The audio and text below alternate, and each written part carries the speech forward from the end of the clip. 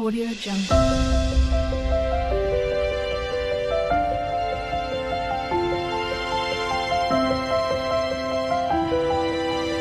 Audio Jungle. అందరికీ నమస్కారం. నా పేరు Niharika. Welcome to my Niharika's Telugu story old channel.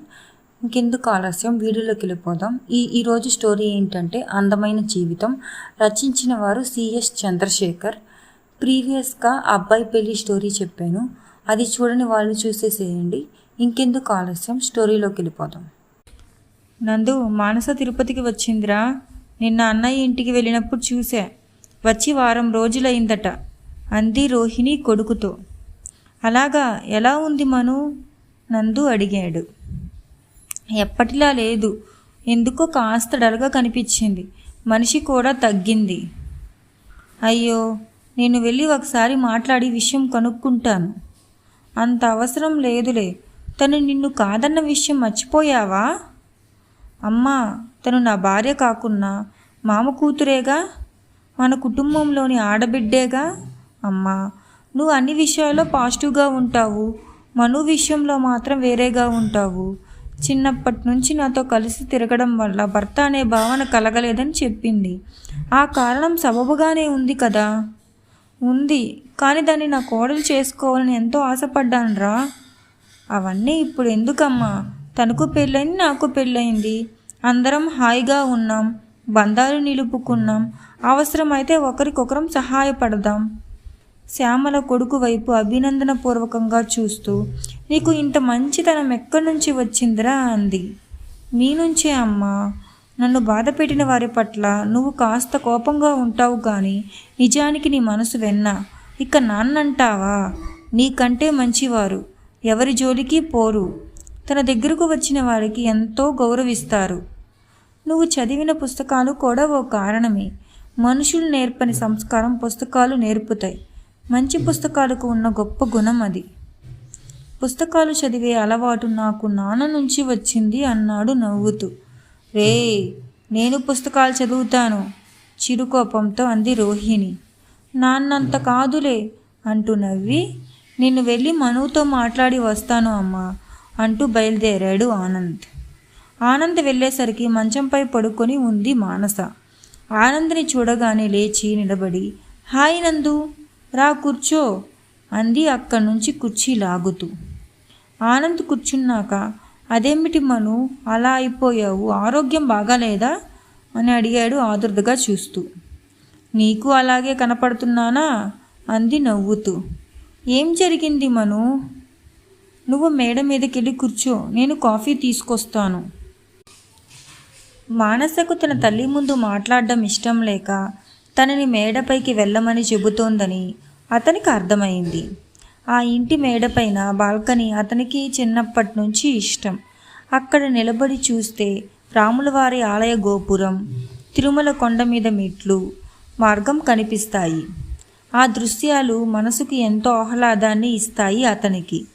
అయితే ఇప్పుడు మాత్రం అతని మనసంతా మానస చెప్పబోయే విషయం మీదే ఉంది. నందు, కాఫీ అన్న మానస పిలుపు విని తల తిప్పి చూశాడు. మానస అతనికి దగ్గరగా నిలబడి ఉంది. థ్యాంక్ యూ అన్నాడు కప్పు అందుకుంటూ. తర్వాత రా, అలా కూర్చొని మాట్లాడుకుందాం అంటూ అక్కడున్న సిమెంటు బల్ల మీద కూర్చున్నాడు. మానస అతని ఎదురుగా ఉన్న బల్లపైన కూర్చుంది. చెప్పు మను, ఏమైంది? రాజుకి నాకు అభిరుచుల్లో చాలా తేడా ఉంది నందు. అతనితో ఇక ఉండలేను. డైవర్స్కి అప్లై చేయాలనుకుంటున్నాను. నువ్వు ఉండగా వేరే లాయర్ ఎందుకని నీతోనే మాట్లాడాలనుకున్నాను. ఇంతలో నువ్వే వచ్చావు. అంత తొందర ఎందుకు మను? తొందర? మా పెళ్ళై సంవత్సరం దాటింది తెలుసా? అతనిలో నీకేం నచ్చలేదో చెప్పు. చాలా ఉన్నాయి. అతనిలో నచ్చిన వాటికంటే నచ్చనివే ఎక్కువ. ఓకే, ముందుగా మనందరికీ అతనిలో నచ్చిన పాయింట్స్ గురించి మాట్లాడదాం, సరేనా? అలాగే నన్నట్టు తలూపింది మానస.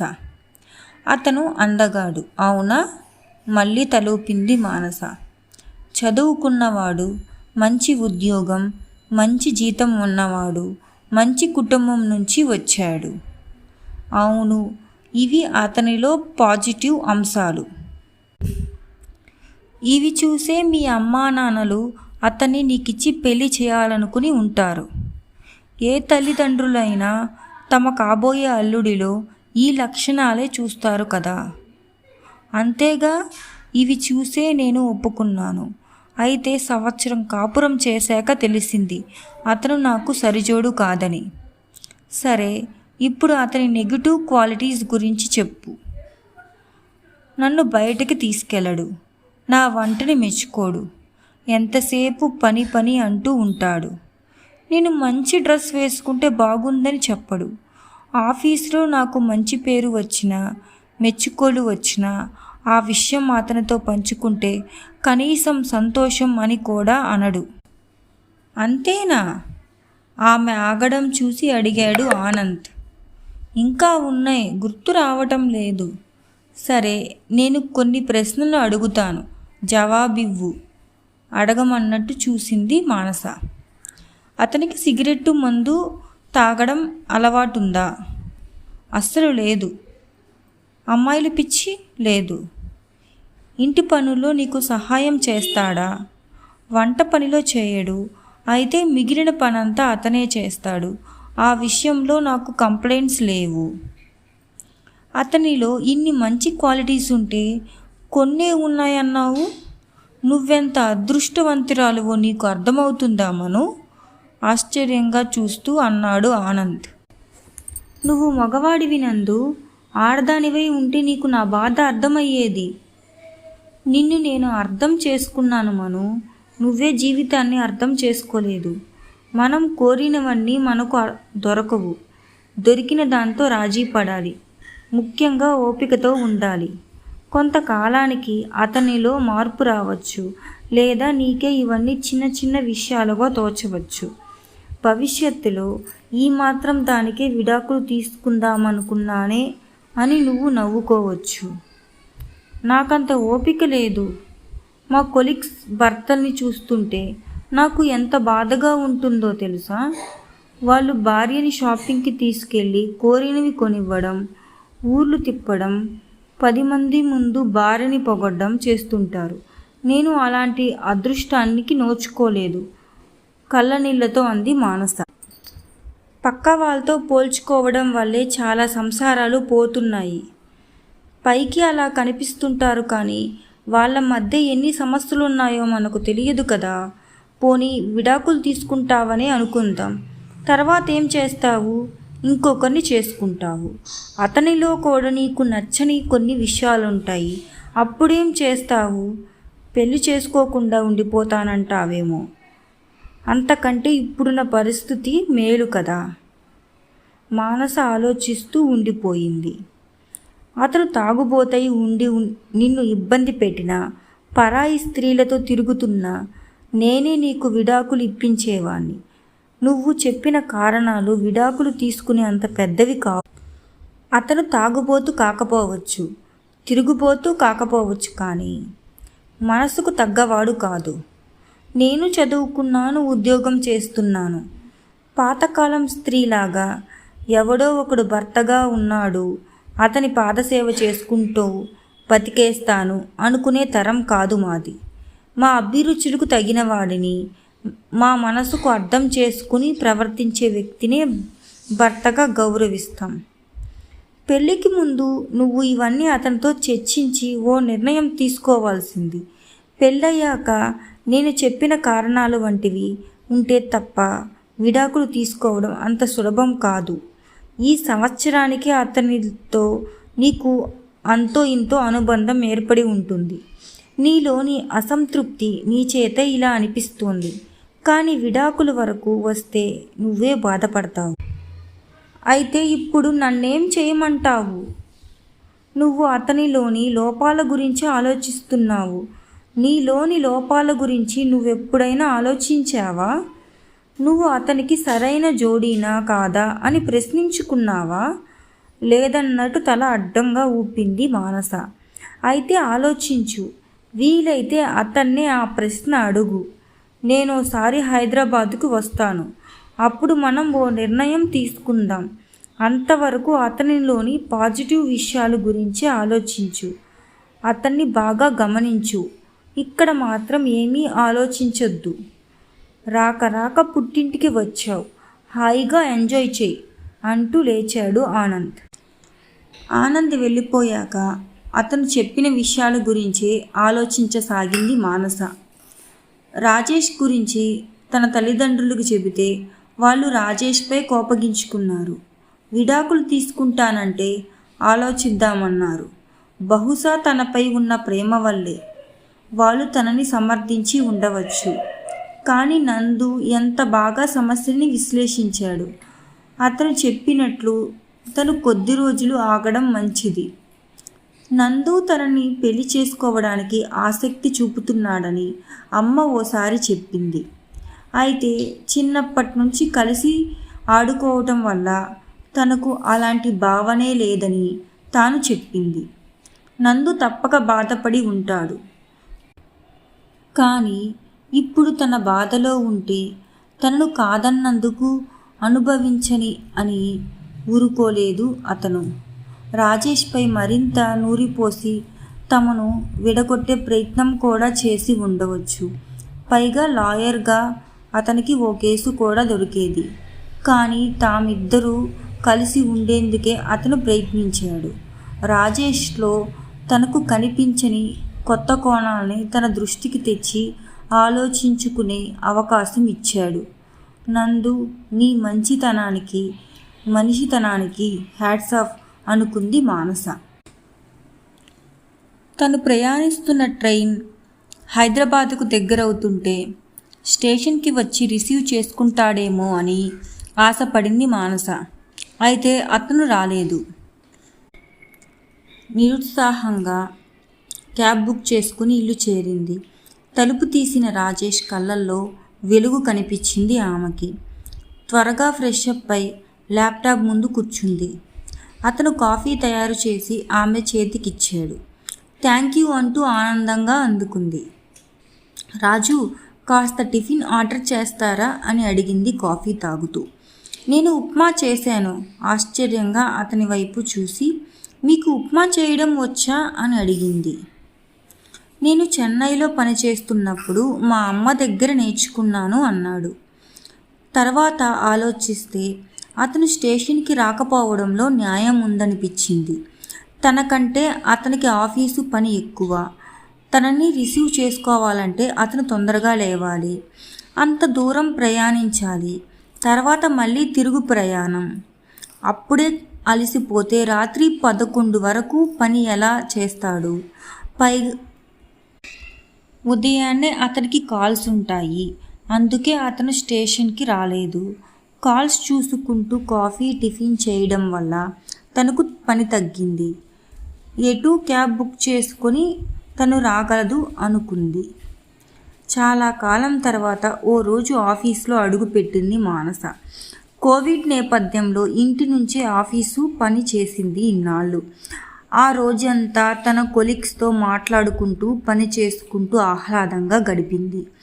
కోవిడ్ సమయంలో మమ్మల్ని పిలవకుండా పెళ్లి చేసేసుకున్నావు కాబట్టి మాకు పార్టీ ఇవ్వాలి అంది కొలీగ్ మమత. ఇంకా కోవిడ్ పూర్తిగా పోలేదుగా, నెమ్మదిగా ఇస్తానులే అంటూ అప్పటికి ఆ విషయం దాటేసింది.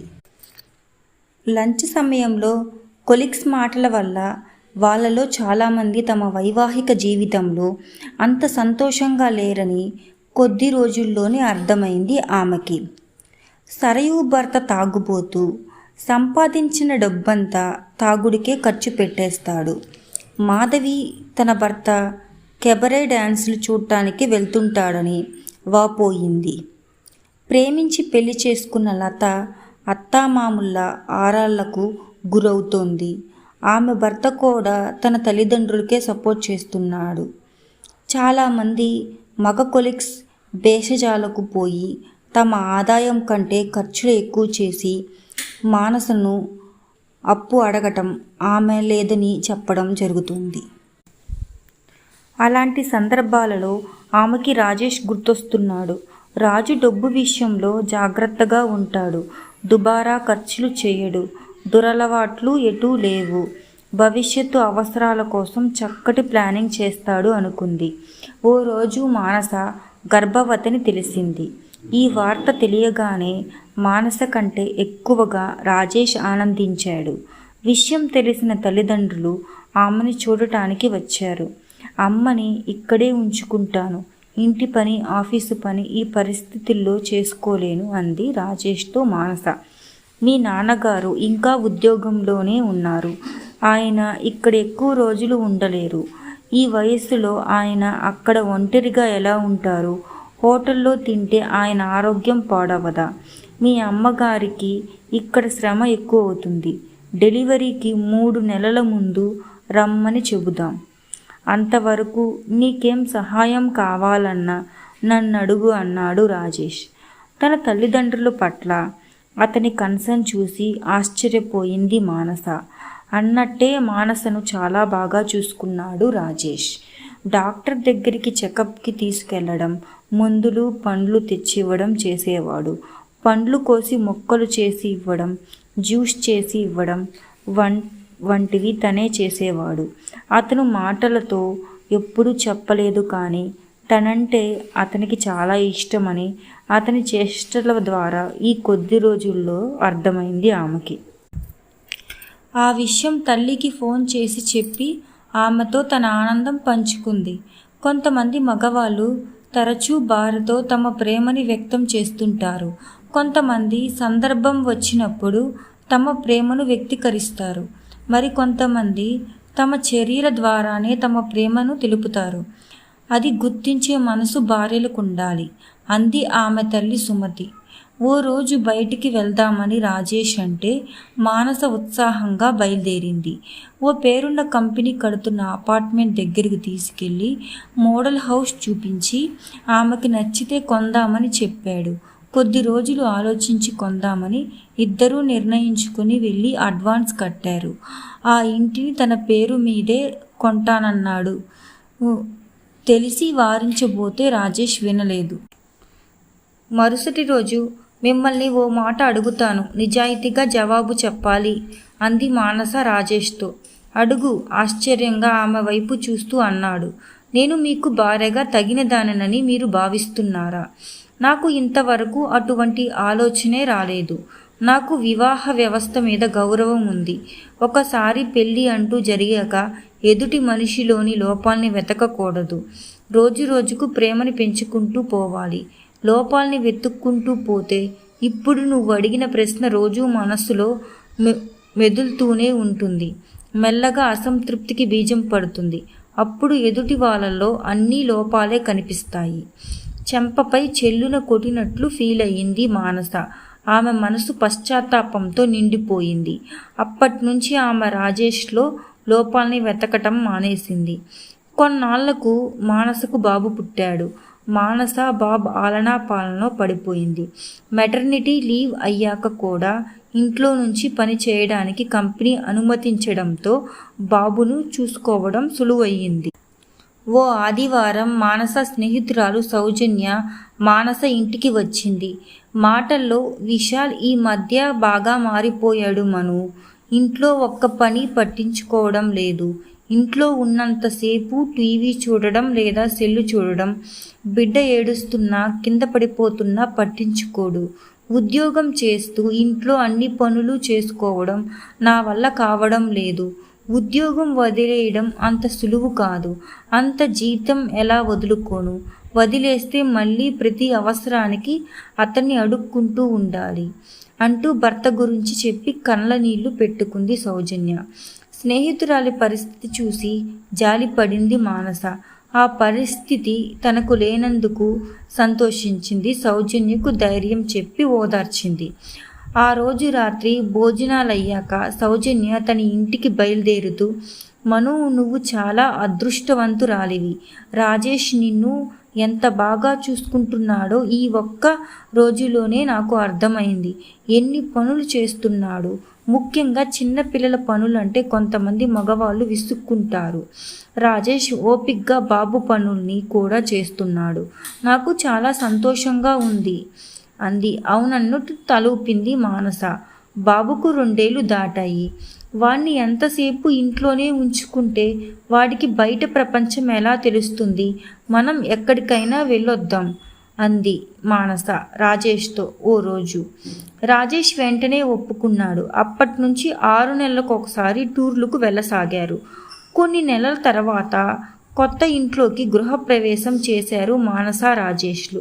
నేను 45 ఏళ్ళప్పుడు ఇల్లు కట్టాను. నువ్వు 30 ఏళ్లకే ఇంటి ఓనర్ అయ్యావు. నాకు చాలా సంతోషంగా ఉంది అన్నాడు మానస తండ్రి భాస్కర్.